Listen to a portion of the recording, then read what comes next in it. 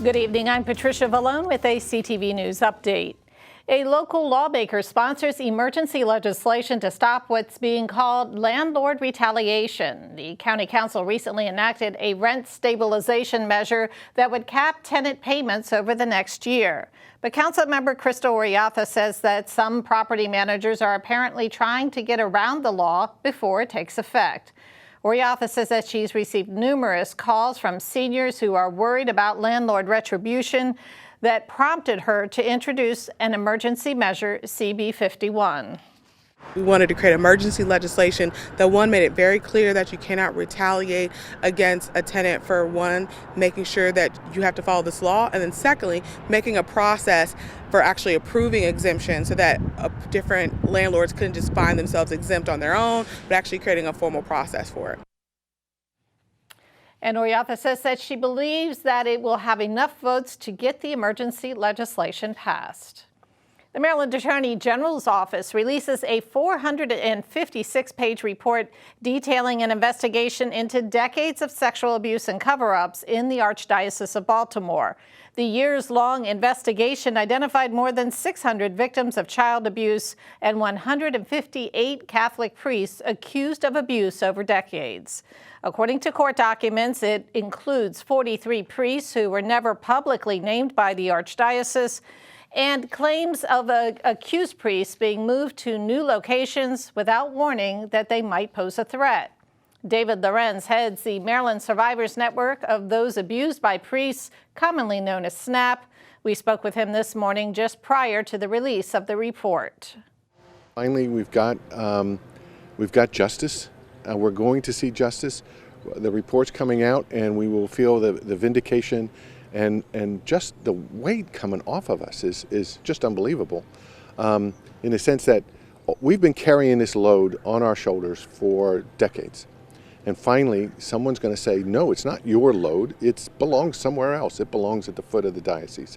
And it's an unbelievable release, like weight coming off your shoulders. And lawsuits are expected to be filed against the accused priests as well as the church. We'll have more on that tomorrow. Former President Donald Trump continues to spread 2020 election lies and other misinformation following his historic indictment yesterday.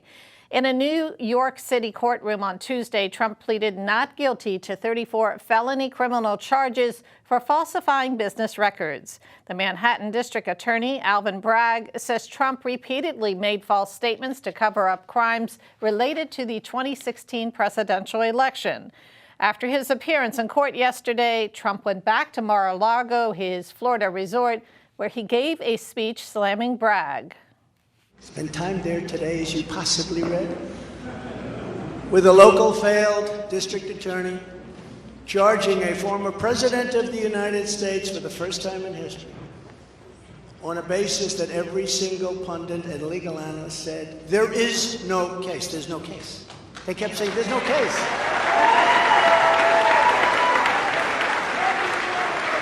Virtually everyone.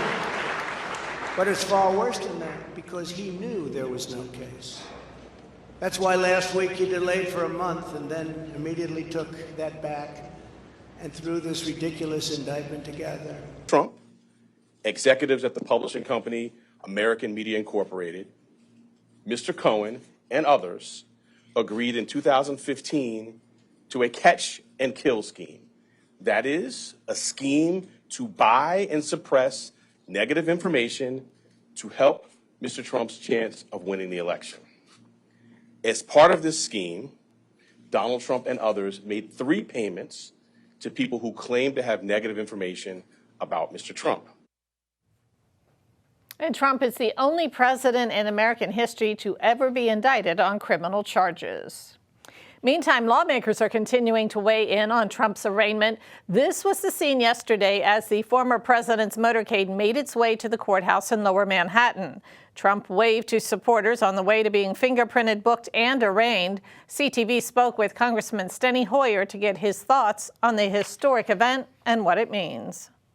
The acts for which he's been indicted, we'll see whether they are in fact criminal in nature. They're gross in nature, but we'll see whether they can get conviction. But this president has treated the law as an afterthought and treated the Constitution of the United States as somewhat irrelevant to his actions. So it is appropriate that no one's above the law.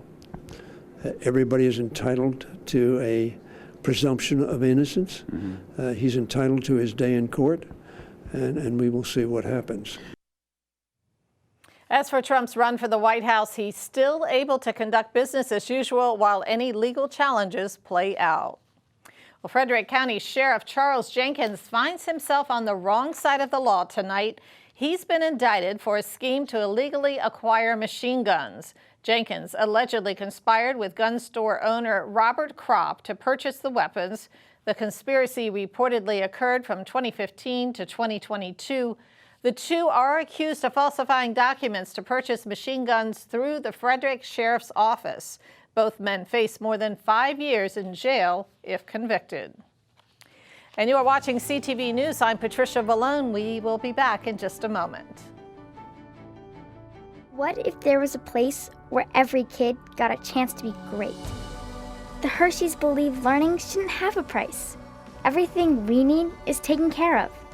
Our classrooms, they have no walls. We learn by doing through programs that give us an early start on college and our careers. Here, we have the chance to be great. And you can be next.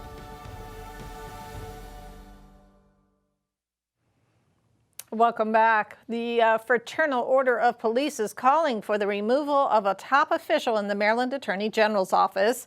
FOP President Clyde Boatwright says that attorney Renee Joy should not be trusted to, quote, supervise, investigate, or prosecute law enforcement officers. Joy is currently the deputy chief of a division that investigates police-involved deaths.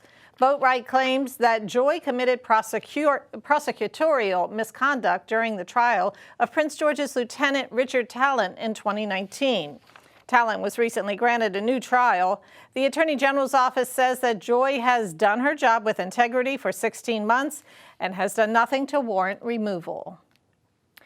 The longest-serving chair of the Legislative Black Caucus of Maryland is stepping down. Delegate Darrell Barnes, who joined the General Assembly in 2015, has announced he's joining an Annapolis lobbying firm as a partner in Evans, Barnes and Associates. The delegate, who represents the 25th District in Prince George's, leaves his duties as a legislator on April 15th.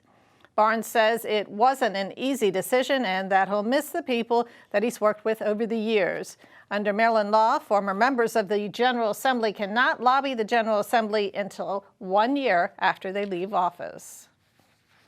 The Bowie State University College of Education has been awarded a $5 million grant by the Department of Education to tackle mental health in its schools.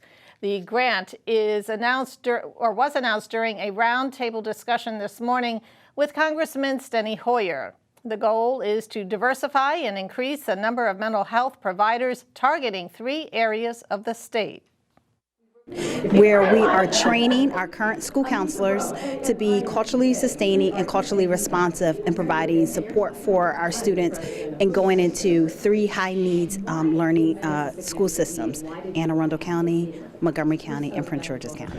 And we're in a prime position to do that. We have very strong programs in school counseling and also in education. And we've had partnerships across the state of Maryland where we're able to strengthen those partnerships by helping to create that pipeline of talented, skilled individuals who are prepared to address the emotional health and well-being of students and where they are post-COVID. And in other news, Governor Wes Moore announces that the Office of Statewide Broadband is awarding nearly $92 million in grants to expand high-speed internet access to an estimated 14,500 homes and businesses across Maryland to help close the digital divide. Prince George's will receive a little more than $1 million. Since the office was created in 2017, it has invested more than $270 million in broadband infrastructure and programs. Well, it is one of the most sacred of Jewish holidays. Passover is a spring festival which commemorates the liberation of Israelites from slavery in Egypt. The word itself references the exemption of Israelites from the death of their firstborn. Families hold a Seder on the first night of Passover, a religious service set around a dinner table where participants eat, pray, drink wine, sing, and discuss current social justice issues. Passover is the holiday of freedom.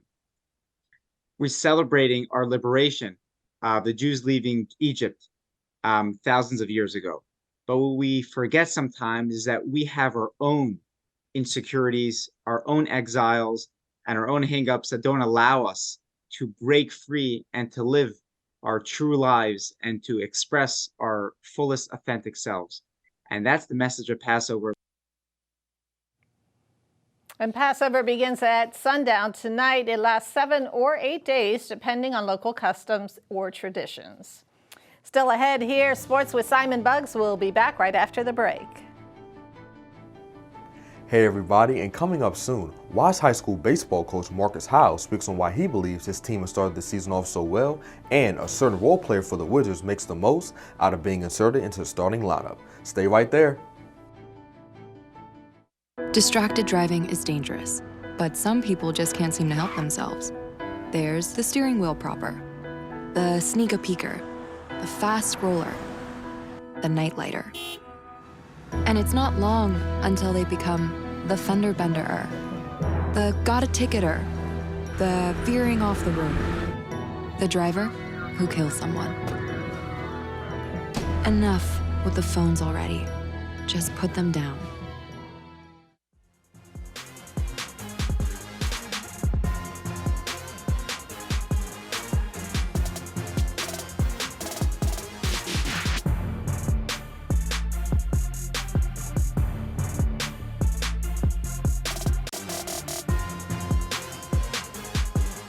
Hey there sports fans, it's time for your Wednesday sports page. We'll start with some local baseball. The Wise High School baseball team has started their season off very strong. The Pumas are currently 3-1 on the year and are ranked 4th in their region. They are also coming off a game where they blew out their opponent 21-0. Head coach Marcus Howe credits the team's willingness to compete as a reason for their good start to the season. We've competed. Last year was a pretty big year for us. We had a lot of young guys, a lot of freshmen, a couple sophomore. So this year, I just wanted to make sure that we came in and we competed. And this year, we've been pretty good with competing. Our first game didn't go so well, came out flat, didn't compete at all, pretty much gave that game away. But for the last 3 or 4 games, counting the suspended game with Bowie, we've been doing a pretty good job of just competing, getting out early, doing what we need to do, believing in ourselves. The Pumas' next game will be against St. Charles tomorrow at noon. Moving on to the NBA, the Wizards suffered another loss yesterday, this time to the Milwaukee Bucks, 140-128. With the Wizards being eliminated from playoff contention, this game was a chance for role players like guard Johnny Davis to shine. Davis had 20 points in last night's game and gave credit to the NBA G League for his development. Yeah, people discourage the G League a little bit. Like, to me, it's the second best league in the world, right behind the NBA. Right. And I took it as an opportunity to develop. People think, I got drafted by the Wizards going down to the G League. Oh, that's regression, but it helped me a lot, as you can see. The NBA G League is, it's not for everybody. It's definitely a very tough league, and it definitely allowed me to kind of, grow into the player I am. The Wizards hit the court next against Atlanta Hawks tonight at 7:30. To wrap up sports, the Orioles secured their second straight win yesterday, beating the Texas Rangers 7-2. And unfortunately, the Nationals couldn't bounce back from their loss on Monday. They were defeated by the Tampa Bay Rays again, 10-6. And that is your Wednesday sports page. Simon Buggs, CTV Sports. And that wraps up our news for this evening. Join us again tomorrow.